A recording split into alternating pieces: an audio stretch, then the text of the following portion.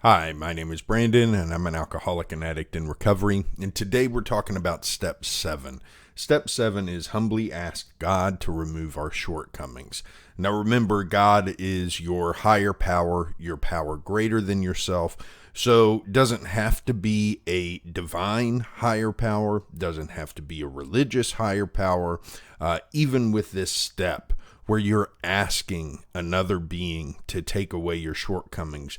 You can conceive of this step working with the community around you, your family in the program of Alcoholics Anonymous, or your tribe, as we call it, your friends in recovery. There's all sorts of different ways to conceive of this higher power, and I'll get to some of the ways that I've done that in my own recovery. But first, I want to read some of what Tommy Rosen says about this step in Recovery 2.0, because he focuses on two of the most important concepts in this step: humility and relaxation. The humility to recognize my place in the universe and that I myself cannot let go of these things, that I have to ask another being to take these things from me, but also the act of relaxation, which allows these shortcomings to leave my life. So reading what he has to say, he says, in Step 7, we make a direct request of our higher power to take away the things that have been holding us back. We've gotten ourselves ready in Step 6, and here we make the direct request with humility. Humility is a great virtue. To be humble is to see oneself as right-sized. We understand our place in the world. We neither amplify nor diminish ourselves. Part of the humility required here is to understand that we are not the ones doing the removal of our shortcomings. We are not the doer. Remember that everything is a co-creation with the divine or our higher power. We are saying to our closest and most powerful ally, here is my garbage. Would you be willing to take it away from me so I can live more freely? So when it comes to thinking about this in terms of a non-religious higher power, my higher power is the idea that the universe is interconnected, that everything is a part of a connected organic whole, that the idea of the self is an illusion, that I am the same as the tree outside the window, which is the same as all the people who make up the world around me, and we're the same as the stars we can see in the sky. You get the point. And so when I'm thinking about my higher power, I'm thinking about the entire universe and the way it works. And in Step 4, one of the things that I did was I looked, and one of the things that you do in Step 4 is you develop an idea of the virtues and the qualities that you feel are important to embody in life. And so part of Step 7 is being willing to work toward those particular virtues. And that's what I'm doing here, is I'm asking the universe, remove my shortcomings, allow me to work toward the virtues that I set forth, and help propel me with the entropy that's inherent in the universe, help propel me in that direction rather than the direction that I was going in my addictive days. So that's my personal approach to it. It makes probably more sense in my head than it makes when I'm saying it out loud. But the important thing to note is that it is possible to take this step without believing in a religious higher power. And if you have questions about that, ask other people, because there are other people in the program of AA who have taken this and all the other steps without believing in a religious higher power. So, very important distinction to make there. I want to move on to about getting rid of these character defects, because I felt like, I went through step 7 and then I still kind of felt the same. It wasn't like I had some big spiritual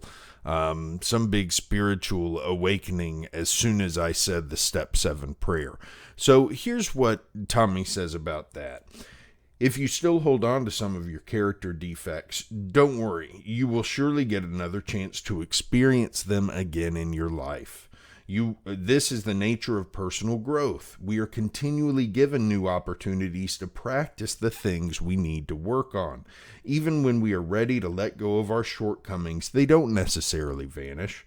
I remember praying to have my impatience taken away. I was not struck patient all of a sudden. Instead, I was given several opportunities to practice patience the following week. The first one came when I had to go to the DMV to renew my vehicle registration, which I had previously always done by mail. I went down there armed and ready with my newfound patience, and within about 15 minutes, I had lost all sense of calm from my life. Fortunately, I had to go back to the DMV 2 more times before the matter was settled. Each time I did a little better than before. The universe is funny like this. You will always be given an opportunity to learn. So if you feel like you go through this step and you still have character defects, that just means you're human. So that's okay.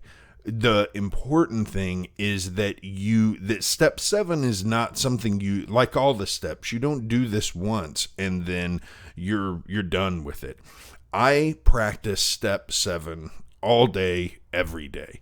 And I start every day by saying the step 7 prayer. Step 7 prayer can be found in the big book. You can look it up online. I'm not going to say it here, but the important thing about it is it gives me the opportunity to express my willingness, to express my humility, and to acknowledge the fact that I have character defects I still need to work to let go of. And that's the important thing. And it helps me prepare for the work of that day of being aware of when those defects pop up. Because when they do, I need to take a step back and let go. And in order to do that, I have to be humble. So what does it mean to be humble? Here's what Tommy says about it. Humility means to be approachable. When you humble yourself, you become open for business. There's now enough space for you to become an exalted being. It's just like going through your closet and getting rid of old clothing that you don't like. You're making space for something new to arrive. You can now have more energy to put toward your heart's desires. So this is in line with something that I've talked about in the last couple of videos, which is the idea that when we go through the steps, we are clearing out wreckage, we're clearing out debris, and we're making space. And if we go through these the right way with someone guiding us, what we find is that what flows into that space are good qualities that we want to embody and carry forward and that allow us to put good into the world. Qualities like humility, qualities like being helpful to others, empathy, and things like that. That's what starts to flow into the space that we create. But in order to do that, we have to practice humility. The other thing we have to do for step 7 is to be able to relax. Here's what Tommy says about that. A very simple way to look at step 7 is see it as the relaxation step. Relaxation is simply letting go of the unnecessary. Once you have released all the unnecessary things from your life, you find yourself in a state of relaxation. Step 7 does that. Now, this is easier said than done because most of us knew going into all of this that we needed to let go of things in our life, that we needed to let go of alcohol or drugs. We knew we needed to let go of whatever addictive habits that we had. We knew that, but it was very difficult for us to do. And for that same reason, some of these character defects are very difficult to let go of.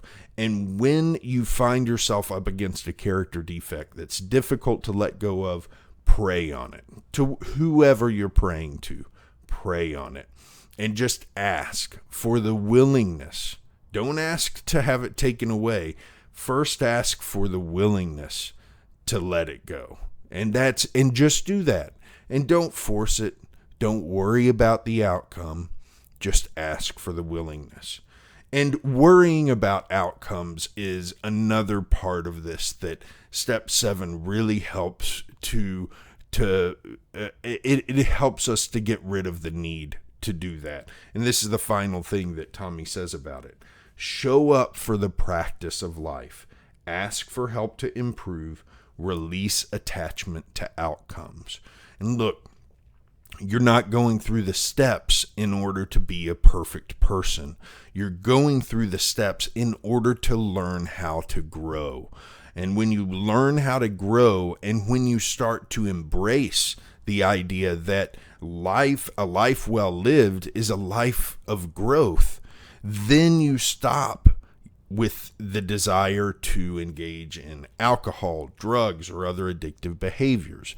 As you start to embrace the idea that life is growth and that growth requires things like humility, being willing to change things that you thought were part of your identity, because a lot of these character defects we think of as part of our identity. And so once we are willing to let those go, then all of a sudden, again, we're making space for other things to flow in, building a new identity. And at first, it might feel like loss. It might feel like you're losing a part of yourself. And that's tough. Talk to people about that, because lots of us have experienced it. I've experienced it. But I'm telling you, I guarantee you, the person that grows out of the space that you make in your life and the space that you make in your soul, when you clear some of these things out, the person that grows from that is much more interesting and much better of a person than I could have ever hoped to be in my addiction. And I still continuously, on a daily basis, as part of my step work, try to find more and more to take out and not put anything else back in, just allow more to flow in.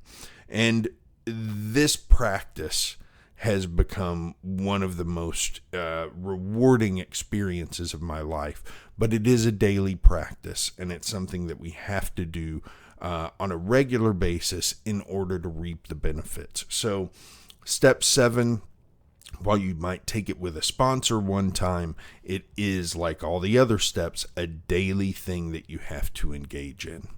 That's it for today. I'll be back tomorrow with more. Have a good one.